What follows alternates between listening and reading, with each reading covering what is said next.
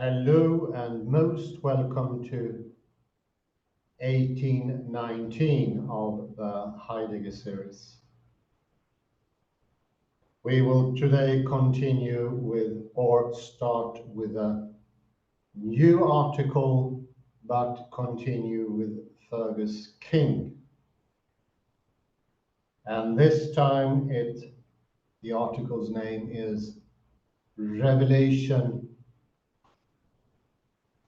21:1 and 22:5, an early Christian locus aminis.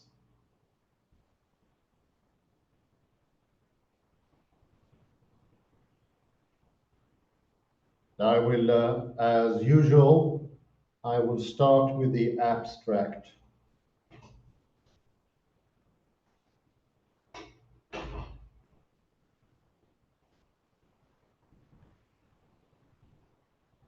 The visions of the heavenly Jerusalem, Revelation 21, have a utopian feel.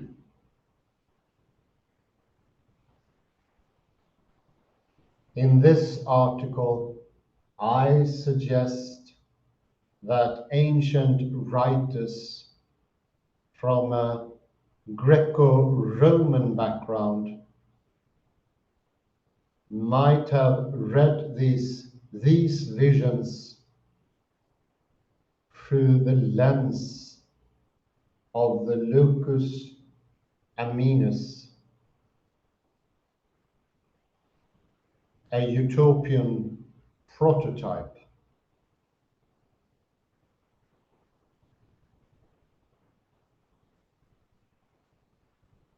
While associated primarily with vision poetry,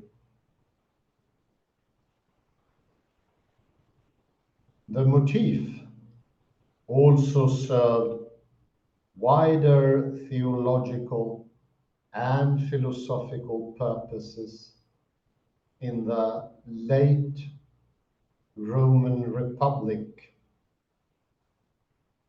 and early imperial periods, and had spread beyond purely literary confines.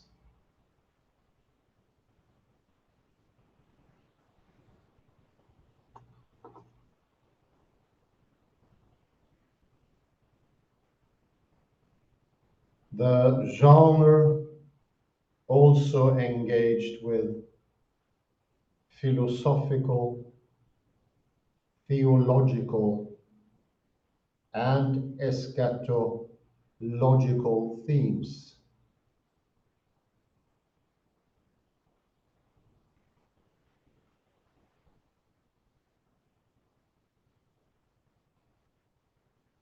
Thus engaging with Revelation 21 as a locus aminus, as a contextually appropriate form,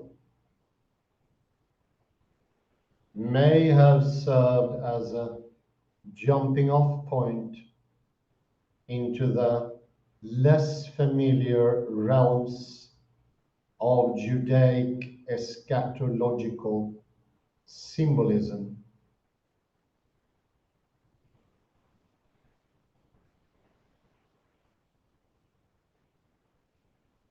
Lastly, it is suggested that the appearance of the motif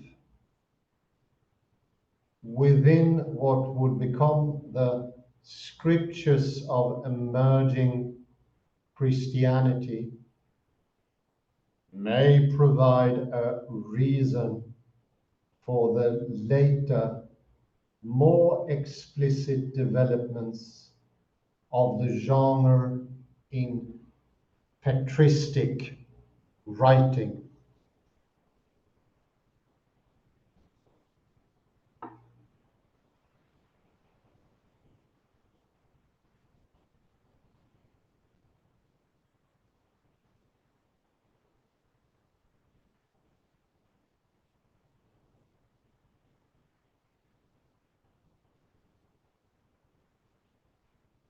The literary character of revelation embraces many different types and genres.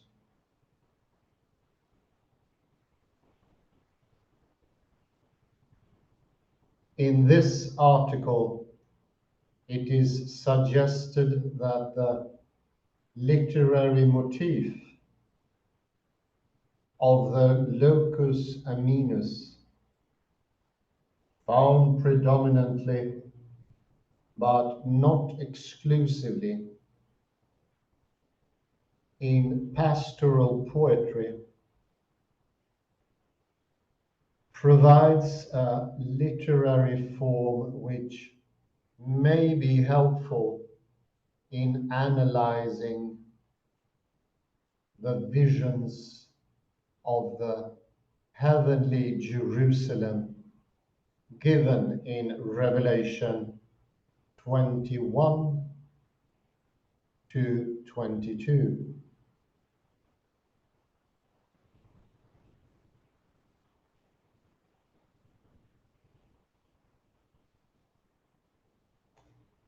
It is worth, as a preliminary question, asking whether it is appropriate to explore Revelation for a Greco-Roman literary motif.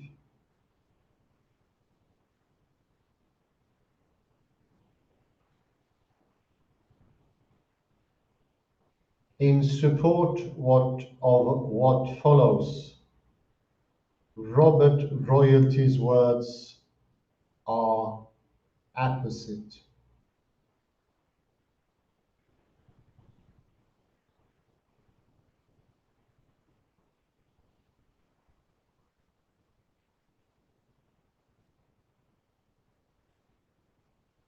Few of the Christians who heard the apocalypse would have had the knowledge of the Hebrew scriptures that John had, whereas all would be conversant in the public aspects of Greco-Roman culture that organized social life in the cities of Asia Minor.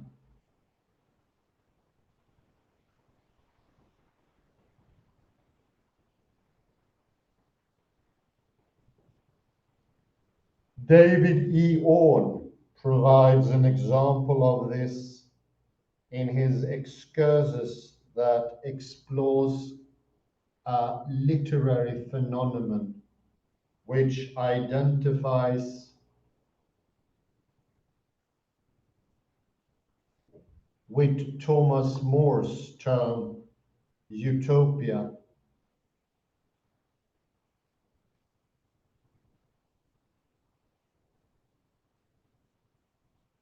In this article, I suggest it might be more productive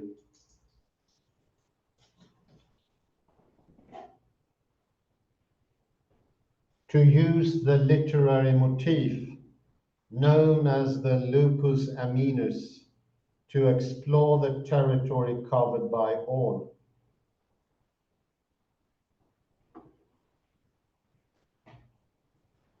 However, approaching the visions from the perspective of the locus aminus rather than utopia involves a subtle shift in how the material is handled.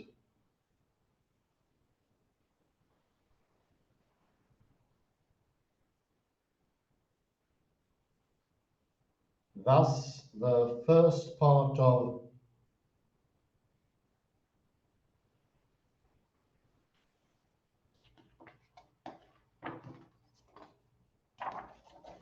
this article defines the motif as found in classical literature.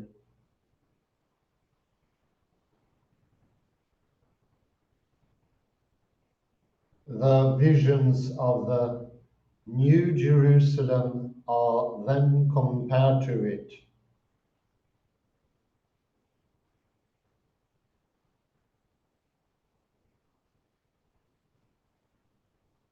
At no point do I claim that it is the only motif or metaphor that shapes these visions. Bridal and feminine imagery are also clearly present,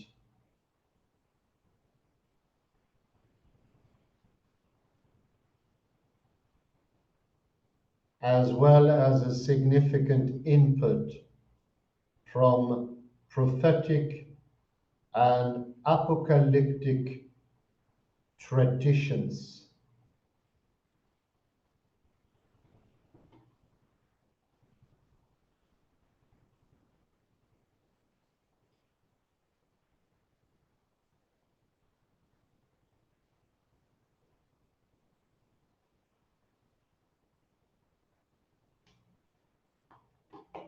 However, I do claim that the locus aminus is one motive that may have shaped the reception of these visions by John's audience, and I try to indicate the nature of such a reception.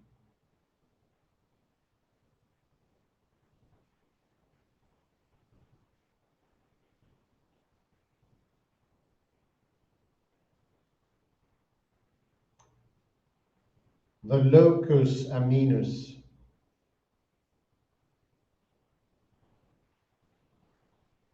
in Greco-Roman texts and images, the locus aminus is a garden, a pastoral landscape, or a group of idyllic islands.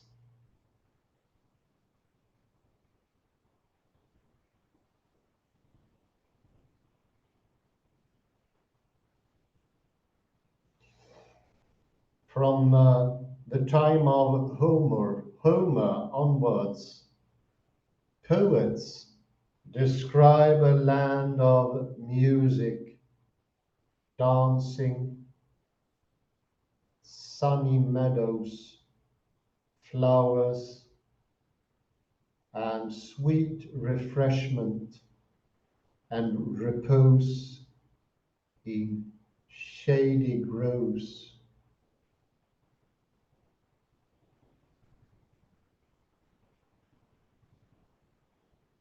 A land in which death and disease have no dominion and no one lacks anything.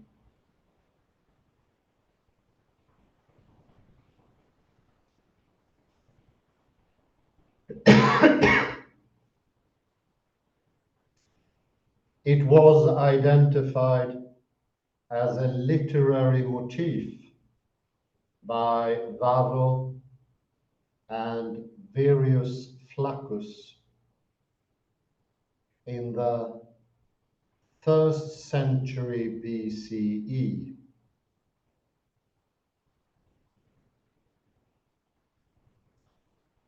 And appears across a broad spectrum of prose and poetry from different periods.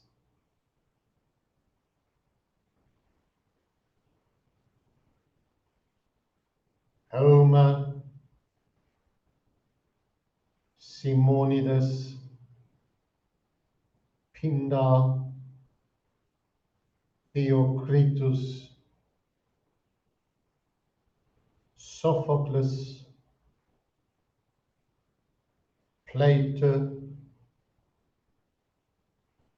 and Daphnis and Chloe.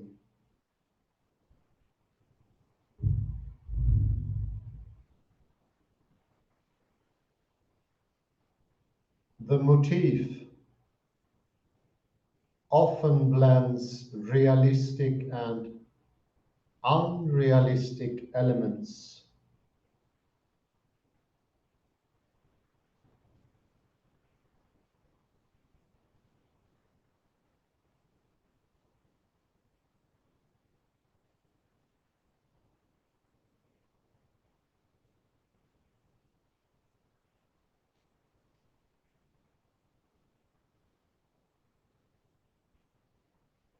Nymphs and muses inhabit such places as well as humanity.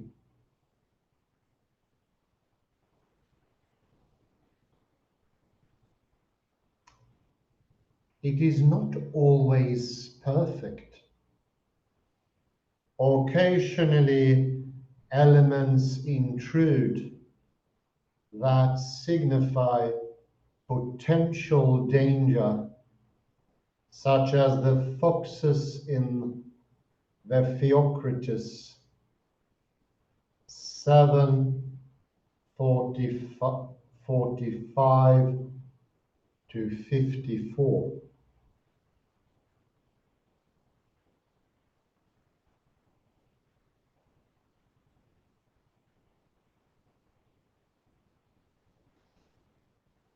Ovid, a poet who often parodies and subverts classic poetic forms, contains an even more unsettling account. The muses had been threatened with rape in the locus aminus.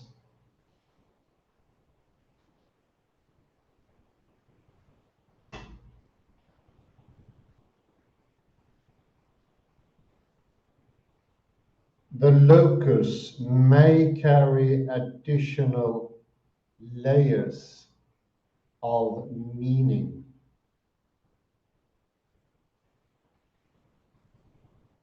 Within pastoral, it often symbolizes an emotional interaction between humanity and nature.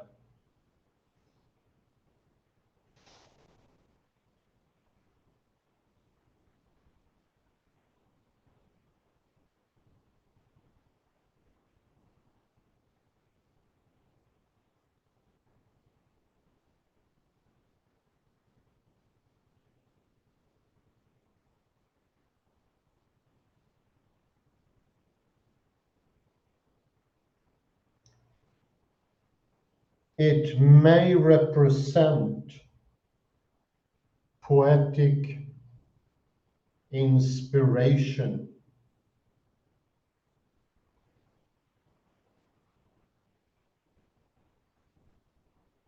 through association with nymphs and muses.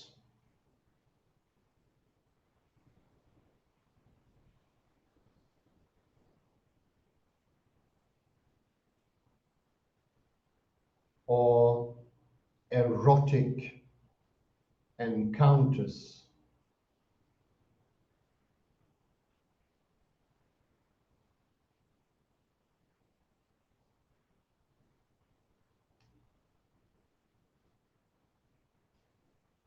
It may also function as a locus sanctus,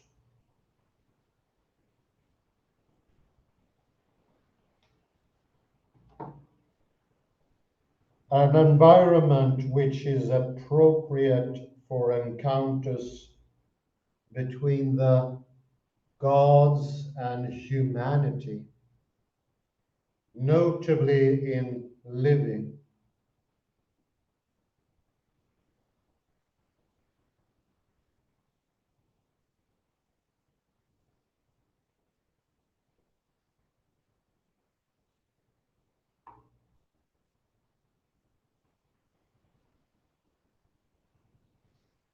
The pastoral poetic tradition predominates in the use of the motif and comes to employ it to explore the human condition.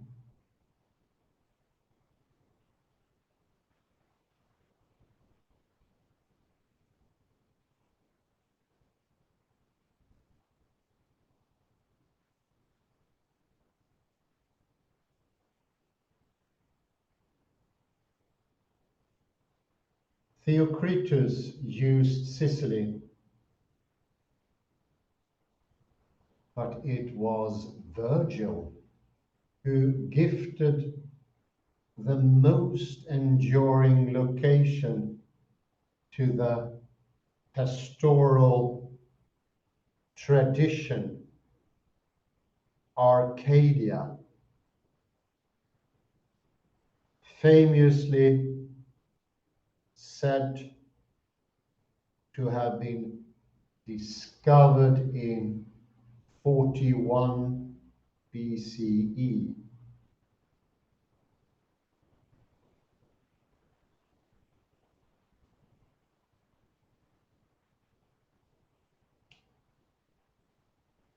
In the pastoral tradition, Arcadia is a middle country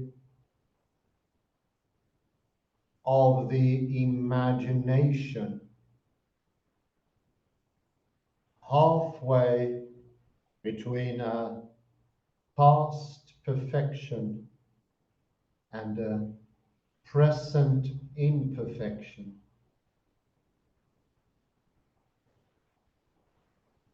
A place of becoming rather than being.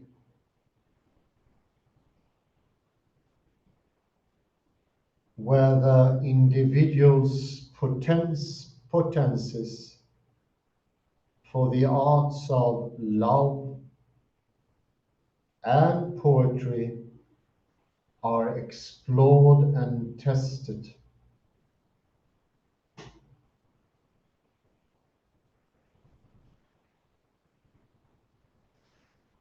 It points two ways, therefore, backward into the past and forward into a possible future.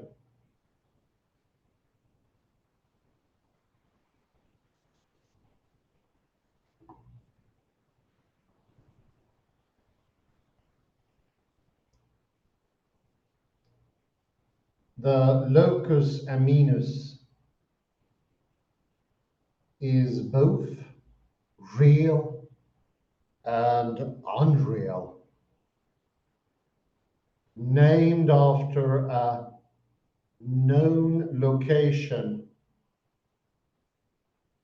but completely different in its description.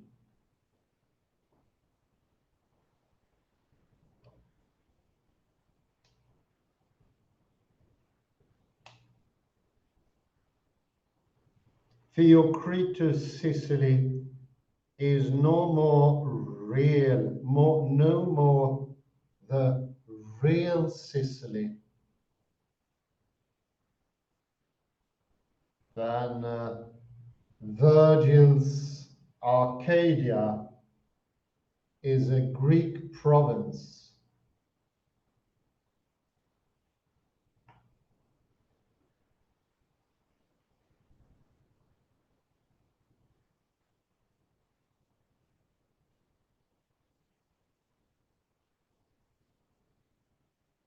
It is not simply a cipher for withdrawal from the hurly-burly of urban life and a retreat to an idyll,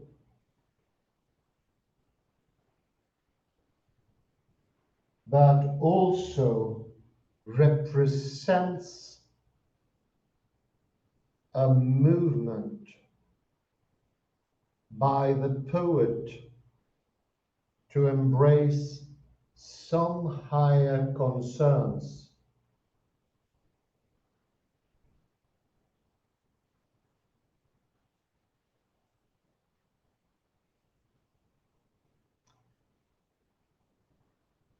The poet comes to Arcadia for a clarification of his artistic, intellectual, and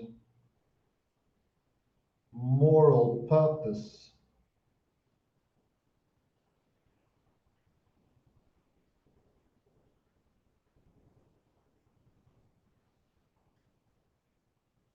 Thus, the locus aminus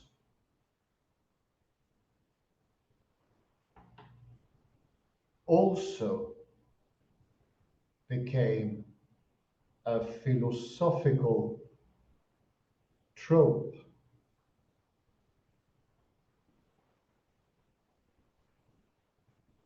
particularly in the hands of Latin poets.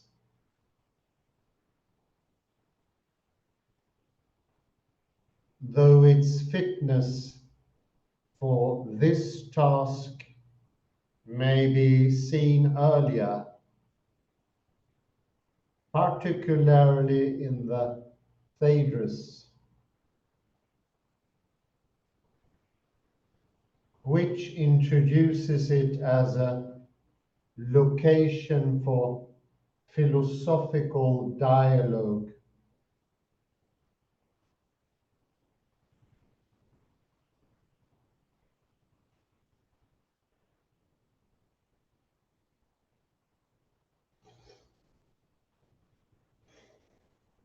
Lucretius was the first to appropriate the locus aminus motif to a specifically philosophical purpose by placing Epicurean themes within a pastoral landscape.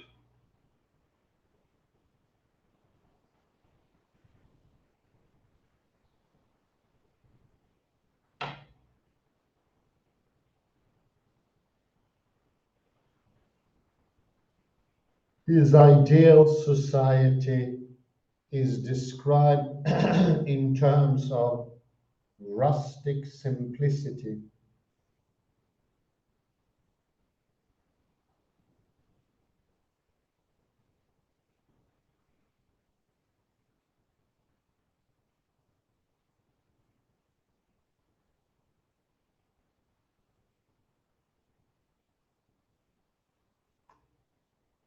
Poetry becomes the medium for philosophical reflection, embracing both physics and ethics.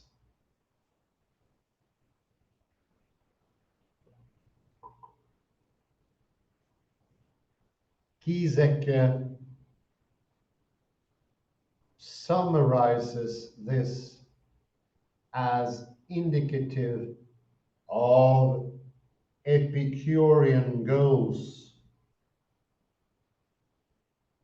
not least ataraxia.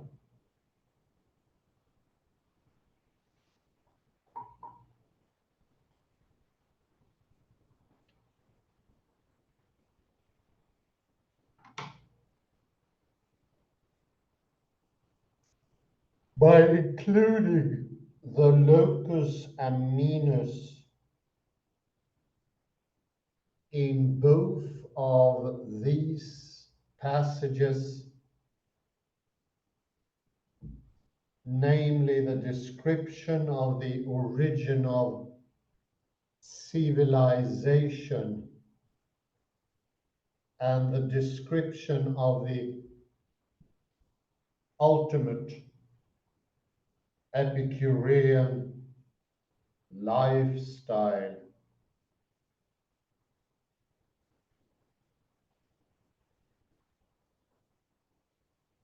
Lucretius is providing his audience, readers, with a means on a metaphysical or spiritual level of returning to the blessed springtime of human existence and its primal harmony with nature.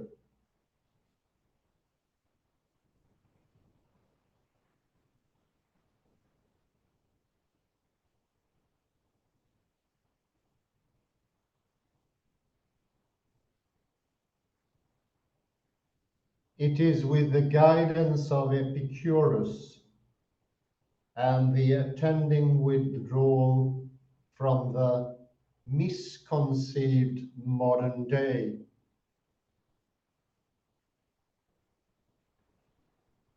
urban value system that this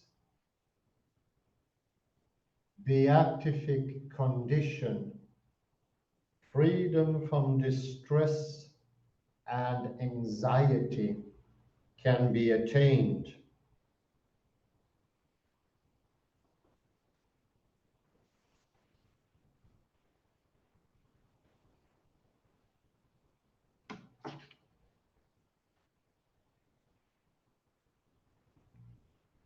Lucretius' literary influence was significant, and subsequent poets such as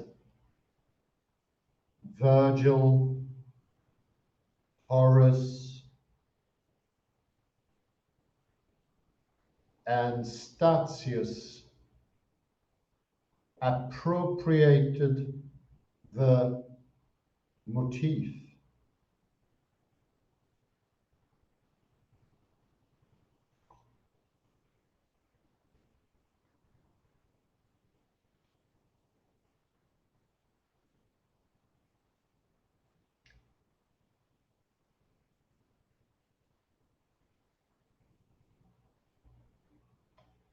Indeed, the function of the locus aminus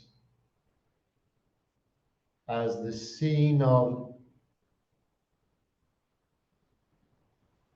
resolution of the hero's psychic turmoil in terms of the highest principles the poet brings to bear on the problems persists into the medieval period.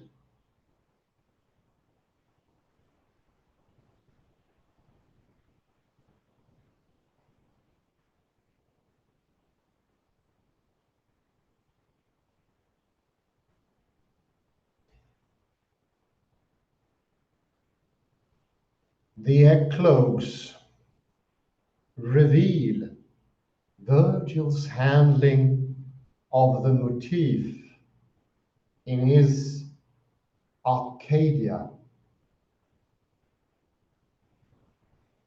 The motif links three worlds: Arcadia itself, the long lost world of the Golden Age, and Rome of the present.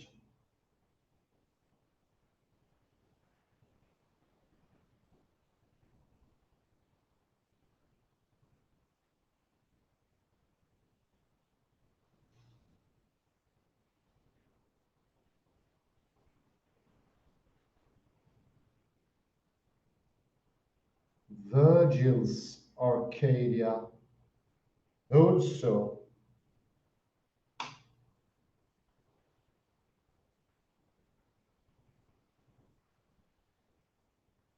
is the discovery of a realer and more intense reality than life can offer, and its very timelessness and placelessness accommodate all time,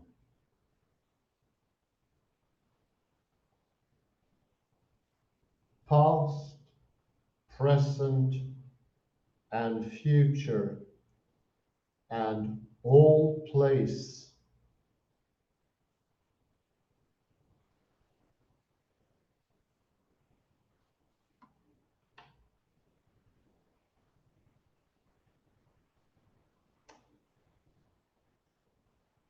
This embraced philosophical concerns.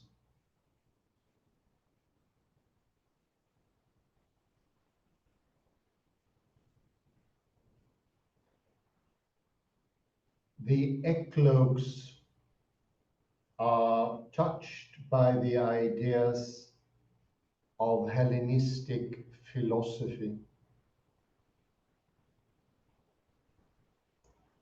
and even occasionally by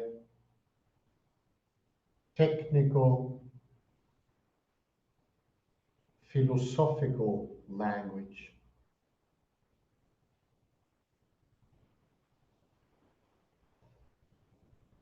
But it would be wrong to see the world of the eclogues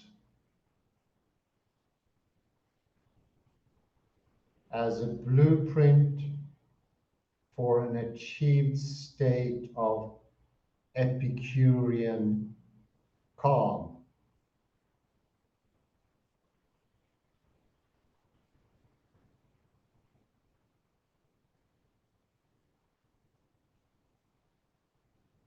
For Lucretius, one of the major threats to happiness is the insatiability of sexual desire,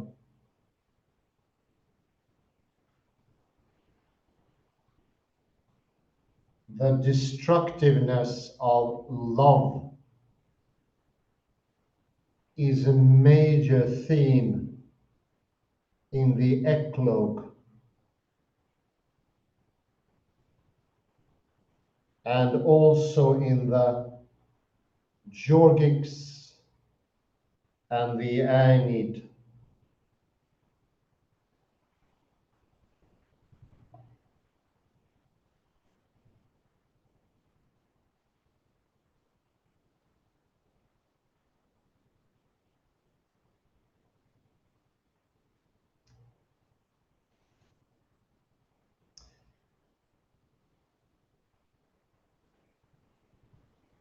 I think that, because we are beginning a rather, no, I think I'll take that one too. Parallels to the Lucretian handling of pastoralia can be seen in the linking of music and bucolic.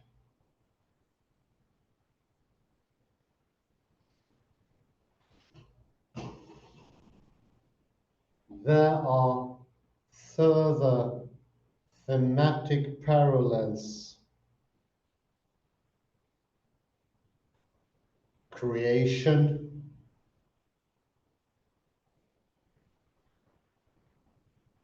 de rerum natura,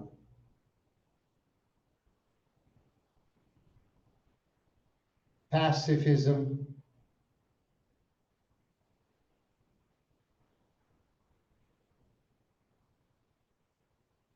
No, I take that again. There are further thematic parallels: creation,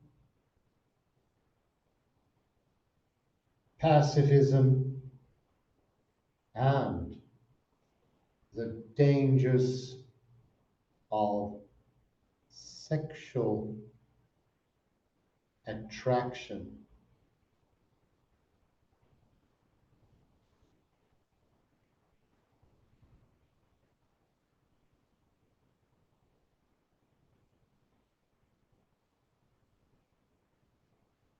Notes that Virgil's sympathy for farm workers, his feeling for friendship, which plays off rural Ossian and urban Nicosia.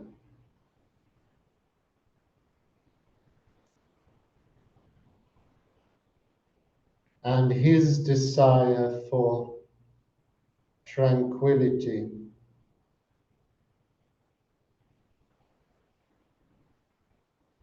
revealed in his portrayals of farmers as self-sufficient Epicurean sages, all resonate with Epicurean values.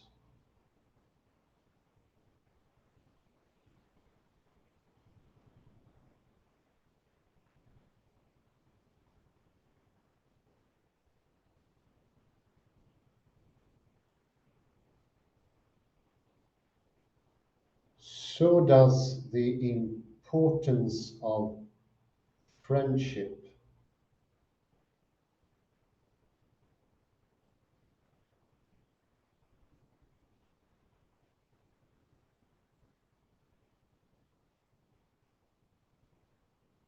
Ecologue 1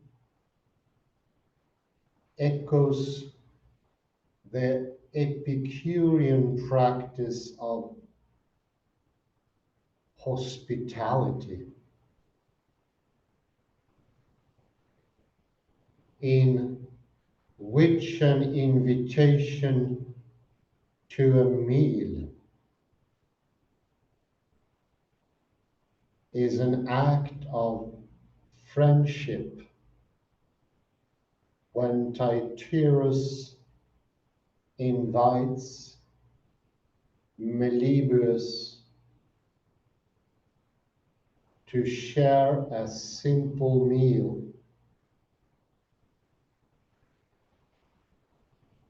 the choice of such food may also reflect Epicurean simplicity.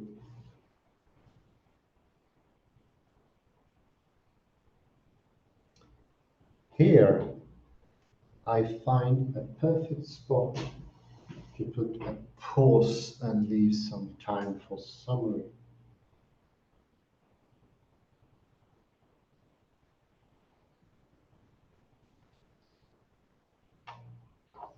(1819)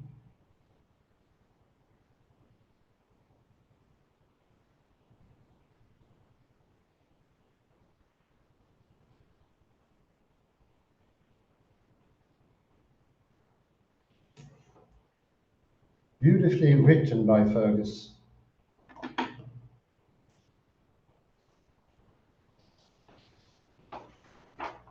Very enticing and luring.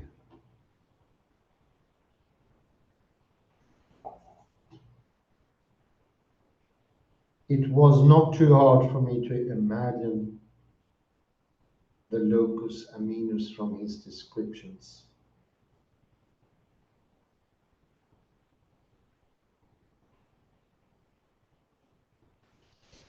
Let me take some quotes here with your time provision.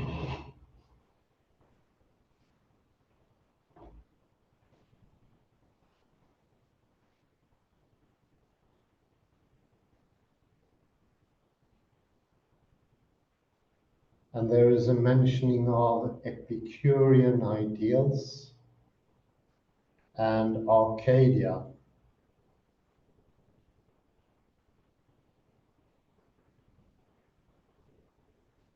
Let me just start with an outtake from page 175.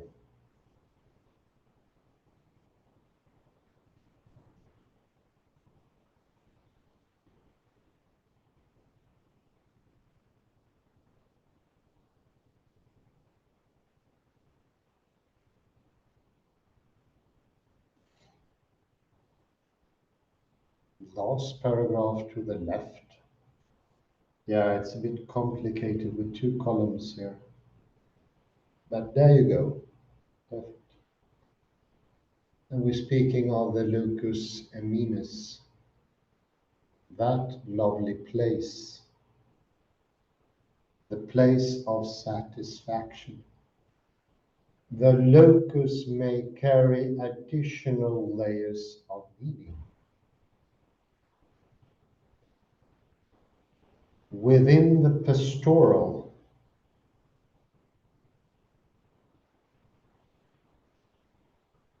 it often symbolizes an emotional interaction between humanity and nature.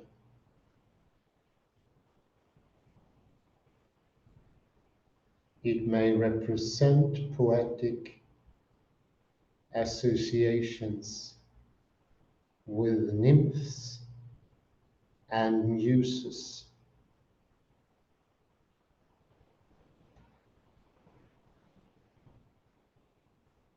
There's also a mentioning further down, which I will just shorten. It could also function as a locus sanctus, an environment which is appropriate for encounters between the gods and humanity.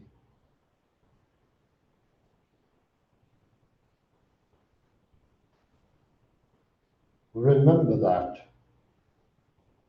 And then we go to the next column of the same page and have a little look-see at the fourth paragraph.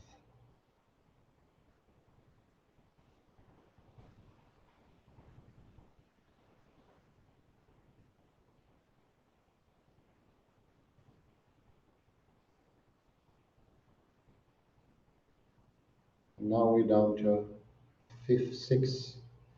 the fourth. 1, 2, 3, 4. Beginning with thus. Thus, the locus eminus also became a philosophical trope, particularly in the hands of Latin poets,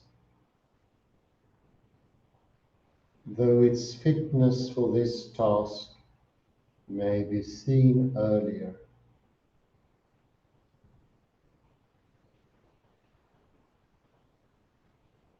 And then we go down to Lucretius,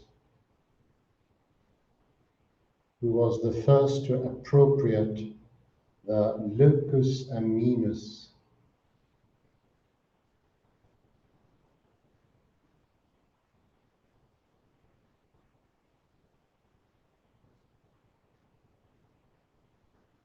motif to a specifically philosophical purpose by placing Epicurean themes within a pastoral landscape.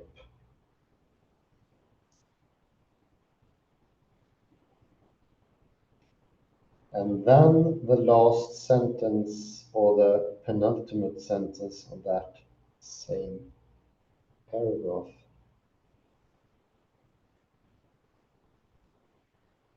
Poetry becomes a medium for philosophical reflection, embracing both, listen now, physics and ethics. Giesecke summarizes this as indicative of Epicurean goals, not least ataraxia. It's a peace of mind. My old professor, I think he was one of the most scholarly people I met upon. We spent some time together, broad and in a drunken state. This tall man, with piercing blue eyes, in a voice filled with tears and torment, said, "There is no thing to be known. I know nothing." He had no peace of mind, and I think this nicely, synchronistically parallels what was indirectly, very indirectly, and not mentioned by Warren D. Goldfarb, not in his text, but now I infer it. Rationality, knowledge, understanding are important ingredients in peace of mind. Goldfarb pointed to that there is a grave misunderstanding that takes away rationality.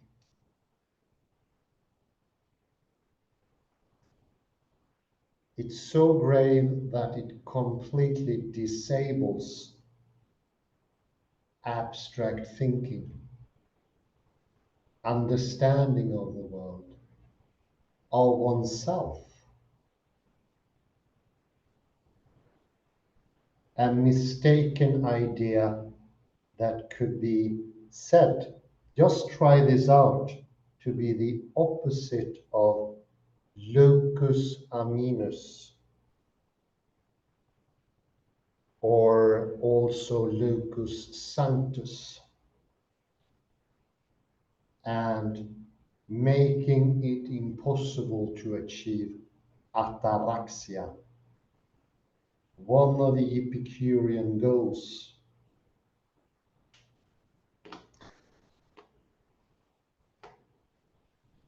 What made me remember this scene so many years ago, a person who's seen as the most knowledgeable one was also eating tablets, actually called ataraxia, for his sleep. I bet you those tablets are still around. We can have ataraxia, proper one, not through tablets. The locus sanctus could be an unreal Sicily, like Arcadia was depicted as an unreal place. But now we know that those places are absolutely real. Rationality can be had, abstraction can be had. Once we realize it is all too easy, it is not this tough thing.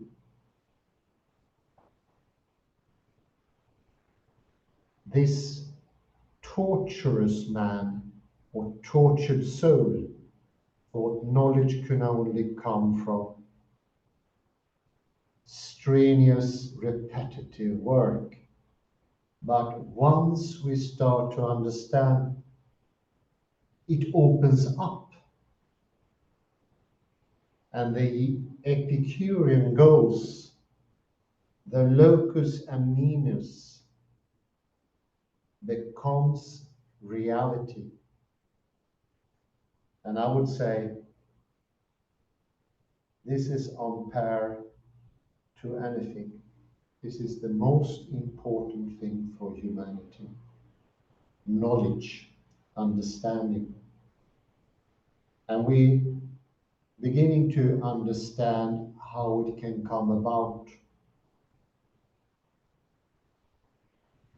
How we can have knowledge, and it's all too easy. We need not torture ourselves. We need not do much things. It is just for the take. And I love these descriptions. I remember reading from Virgil the descriptions and the Epicurean philosophers. Lucretius is one of the foremost.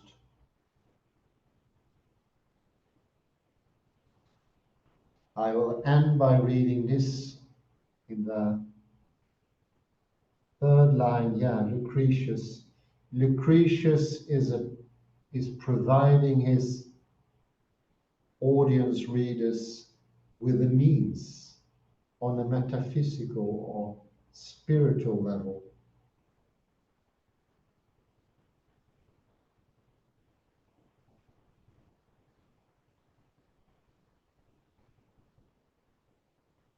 Of returning, listen now, to the blessed springtime of human existence in its primal harmony with nature. Being in primal harmony with nature is having access to knowledge, and I would say also time and space. What is lost can be had again, and it can be had again without grievance. And you can enjoy freedom from distress and anxiety and unending knowledge. So it's true to the heart, true to the soul. Kalle, you're more than welcome to join. Yes, I would like to return to a paper that we went through some 10 days ago. It's a paper by Kanina Moss and Lina Feldman. And there is one paragraph that I want to repeat.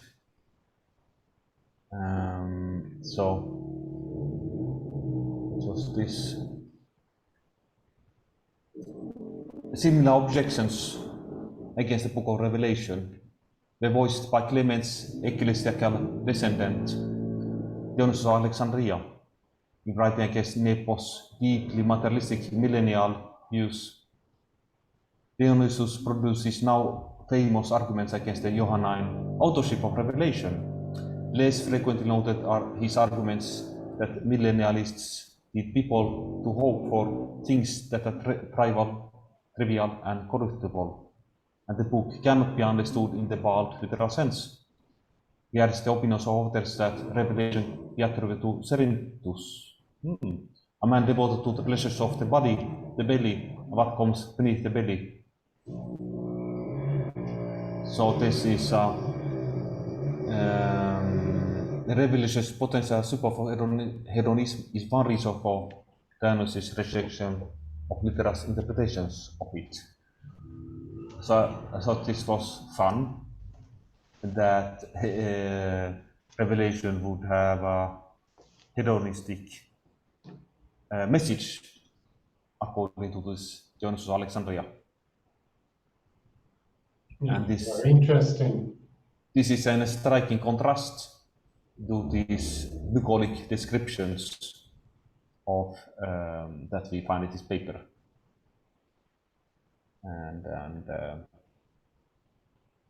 So my favorite is of course the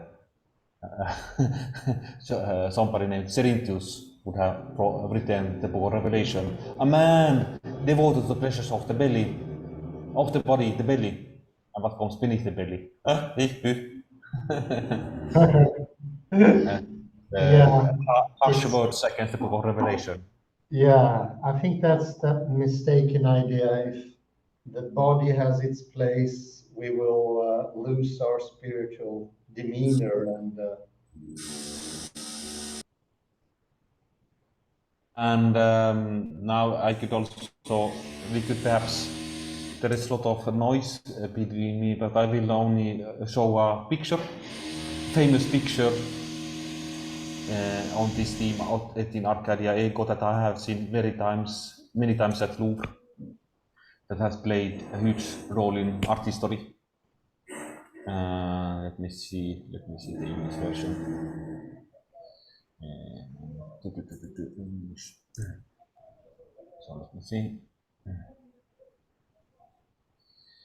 So this is the painting, and it says, even Arcadia, there I am, there am I, there am I. It's by the French painter Poussin. And here you see the shepherds in Arcadia, and they find a tomb, the inscription, even in Arcadia I am. That is the death, even death is in Arcadia. So there is always a threat, a menace, even in the best of places.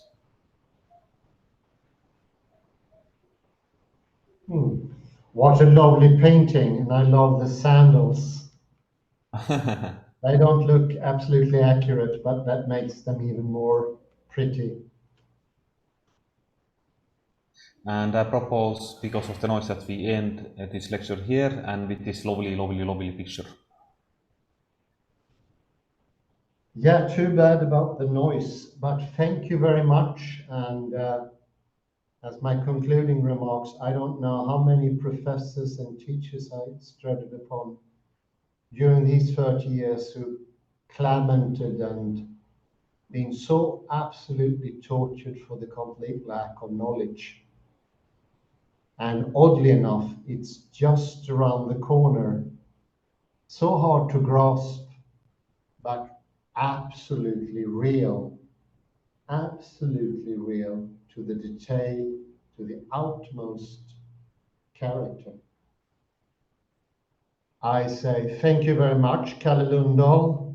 Sorry about the noise. Thank you, everyone, for listening in. Have a very pleasant morning, day, afternoon, or evening, wherever you are. And do take care. Remember, Arcadia exists. Bye bye.